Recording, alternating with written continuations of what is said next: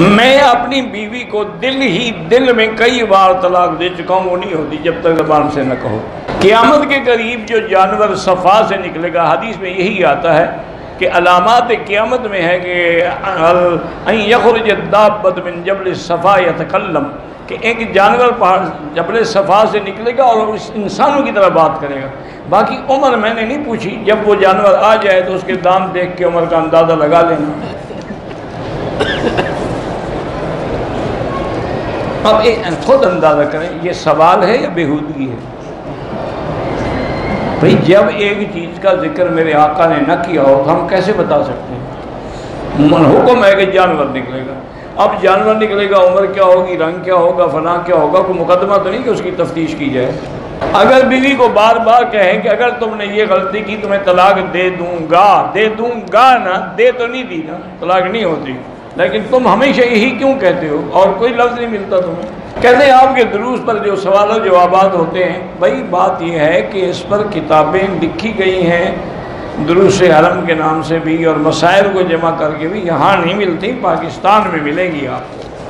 یہاں کون اردو پڑھتا ہے کہ یہاں لے گا کوئی؟ کہتے ہیں جی کہ مسلم اور بخاری شریف کی حدیثوں میں رفع یدین کا اور آمین کا ذکر ہے، تو ہم تو کبھی انکار نہیں کرتے کہ نہیں ہے، بالکل ہے، رفع یدین کا ذکر بھی ہے اور آمین کا ذکر بھی ہے، لیکن بس بعض روایات میں یہ ہے کہ آمین جہرن، لیکن اکثر روایات یہی ہے کہ آمین آہستہ کہو۔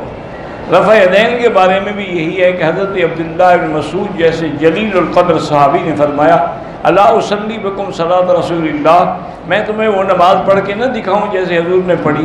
تو اس نے نماز پڑھی اور رفع یدین نہیں کیا۔ تو جب حضرت عبداللہ بن مسعود نہ کریں، اور بڑے لطف کی بات ہے، ضد نہ کیا کرو، ایک دوسرے پہ الزام بھی نہ لگائے۔ رفع یدین کرنے کی جو صحیح اور مضبوط روایت ہے نا، وہ حضرت عبداللہ بن عمر سے ہے، اور حضرت عبداللہ بن عمر خود رفع یدین نہیں کرتے تھے۔ تو یہ قاعدہ ہے محدثین کے نزدیک کہ اگر راوی اپنی حدیث پہ خود عمل نہ کرے تو اس کا معنی ہے کہ وہ حکم ختم ہو چکا ہے، تھا پہلے، ختم ہو گیا۔ 2-3 دن پہلے سر حل کیا تھا، جب آپ نے حل کیا تھا پھر کاٹا کیا تھا آپ نے؟ بھئی 3 دن پہلے آپ حل کر چکے تھے، پھر کینچی سے کیا کاٹا؟ چمڑا کاٹا تھا سر کا؟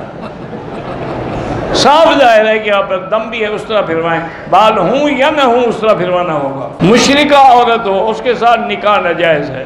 شادی شدہ عورت اپنے والدین سے جائیداد کا حصہ مانگ سکتی ہے؟ مانگ سکتی ہے، کیوں نہیں مانگ سکتی؟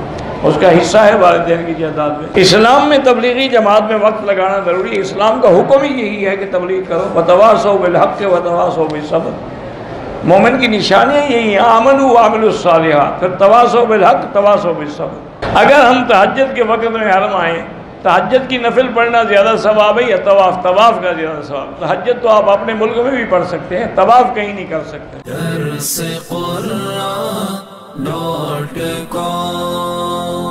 www.darsequran.com